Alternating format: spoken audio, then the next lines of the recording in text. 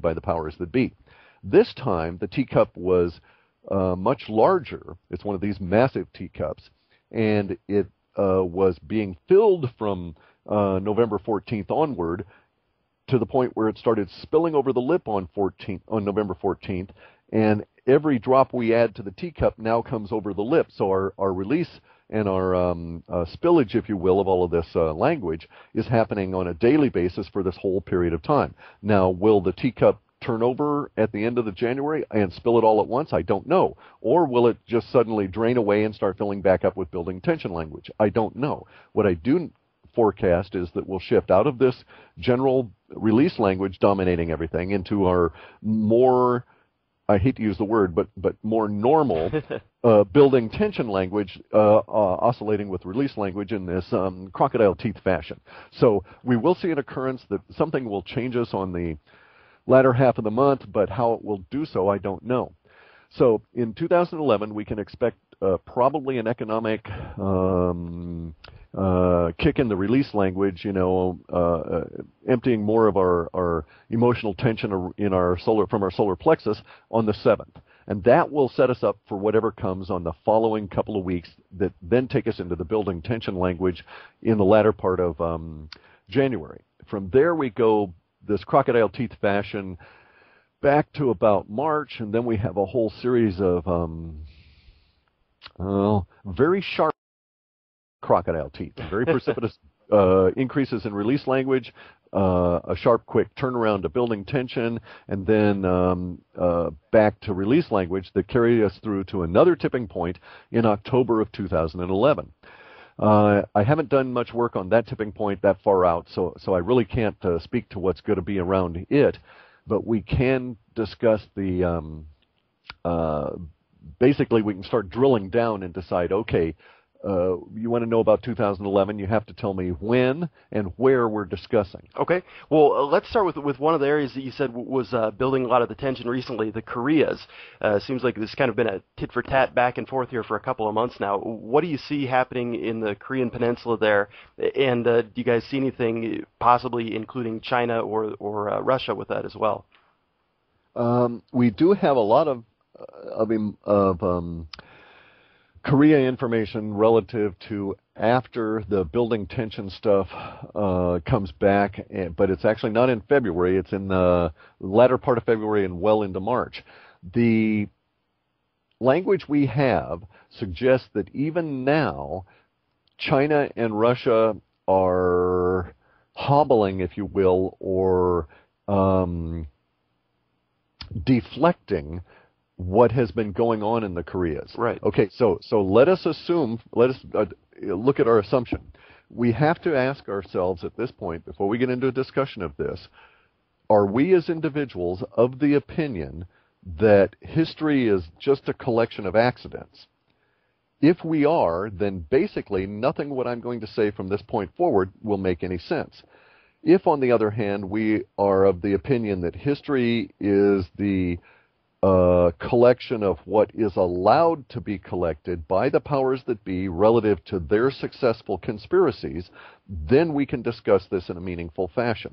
Because it is my opinion that, and I have some level of data to support that opinion, that the issue with Korea, the Koreas popping back up again, was not, if you will, an organic outbreak of release language, but was rather an engineered level of release language, deliberately done so by the powers that be. So our data suggests that as the powers that be find themselves into more difficult straits here over the remainder of January and well into February, especially with the late February, let's just call it a blood wash. We won't call it a blood bath, and we just won't go there. But after that incident in late February, the pressures that have been brought on the Koreas to become an emotional point of fixation will fade, and our data actually shows that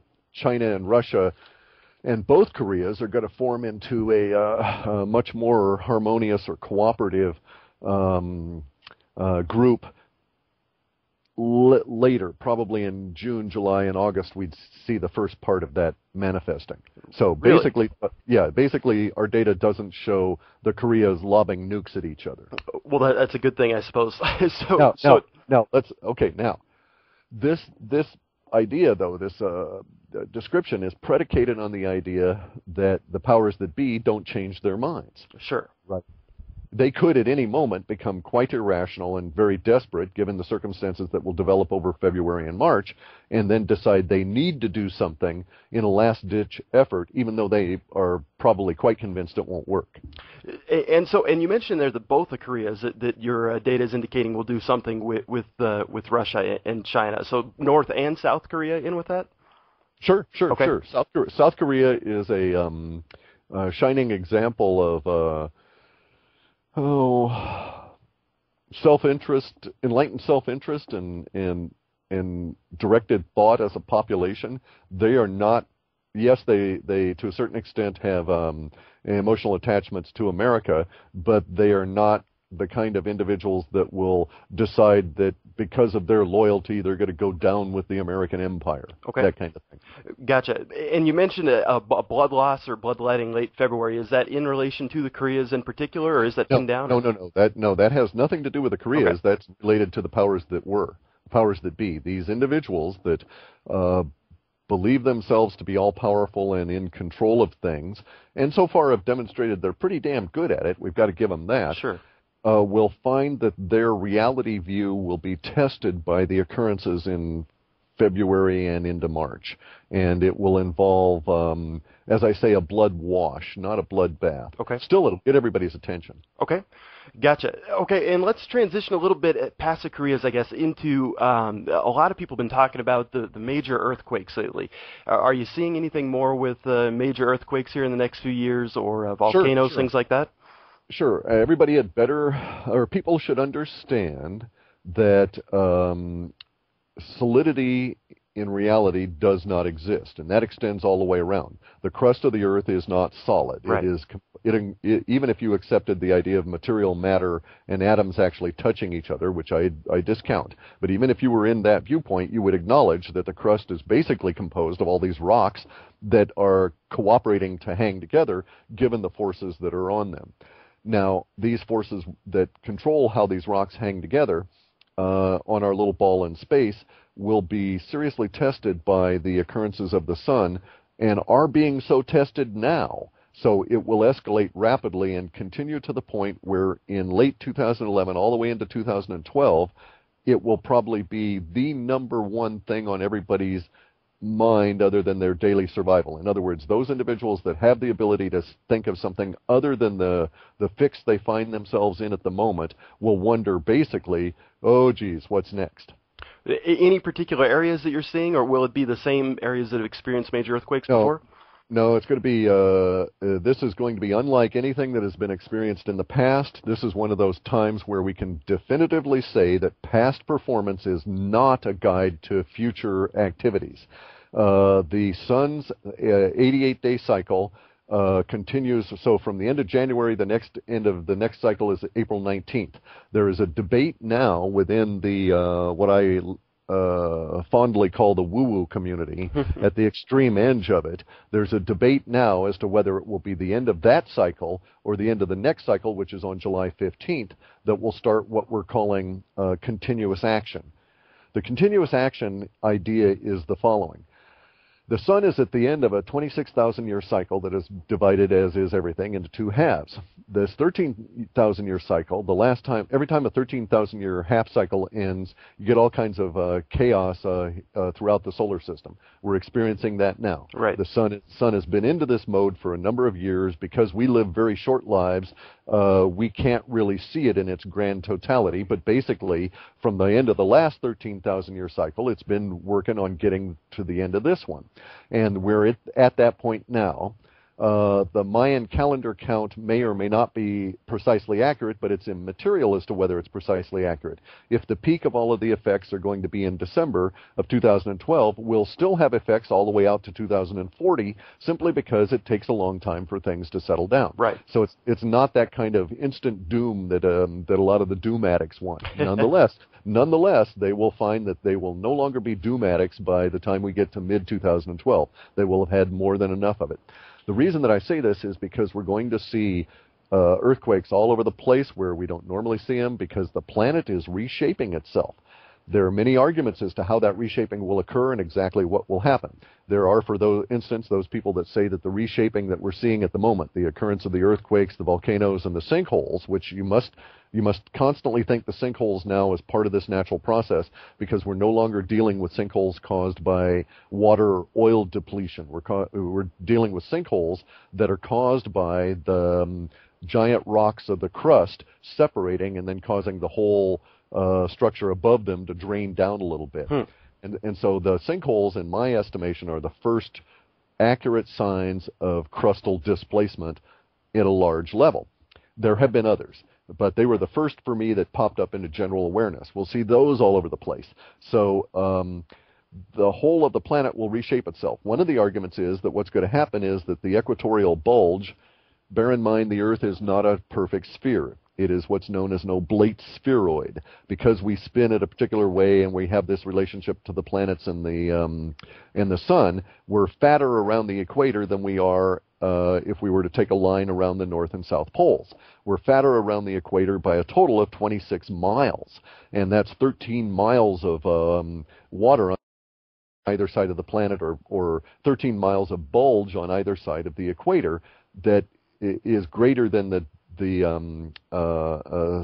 circularity of the poles. Okay. That 13-mile bulge is what keeps all of the continents and everything basically in place. So, for instance, as we're a spinning ball like a top or whatever, instead of having, we're not able to shift because the bulge would prevent, for instance, Africa from crawling north. Or North America from crawling south, or going east to west, because of the equatorial bulge basically holds everything into place. And so one theory is that as we go forward here, the bulge will flatten out, and thus we'll have what's known as a crustal slip. And that would be where all of the continents shift around and jerk and so on as they shift to a new position. This has happened in the past. How many hundreds and thousands of times, we don't know, but we've got evidence for a number of specific such occurrences. If you really want to look it up, go and read Charles Hapgood, The Path of the Poles, and some of those books that he references. So there's that theory, right? Right. That what's going to happen here is that because of the energies from the sun, the Earth is heating up in the middle like all of the other planets in the solar system, and is exhibiting what we think of as anomalous behavior. It's not. It's perfectly natural for the solar system to do this at this particular time. It's just that we've never, as a species, encountered it and survived. Therefore, we think of it as something that, is new and interesting and unique and probably not good for us. And it may be all of those. We just don't know. But in any event, so if the Earth does become an exact sphere, in terms of its general overall shape, we find some really interesting things. Like we got this huge, heavy amount of ice on what we think of as the bottom, but that ice in Antarctica does not overcome the mass of the continents that is Eurasia. So given an opportunity, Eurasia would tend to fall towards the bottom, so to speak. It really doesn't matter whether we think of the North Pole as the top or not. Right. It would tend to shift based on our angular momentum, centrifugal force, etc. So we could expect that might occur if the bulge flattens out. And it seems to show some signs that it is altering, whether flattening or not. Now, there is an alternative. Let me bring this up. There's an alternative theory that is equally valid given the facts, including Hapgood's Path of the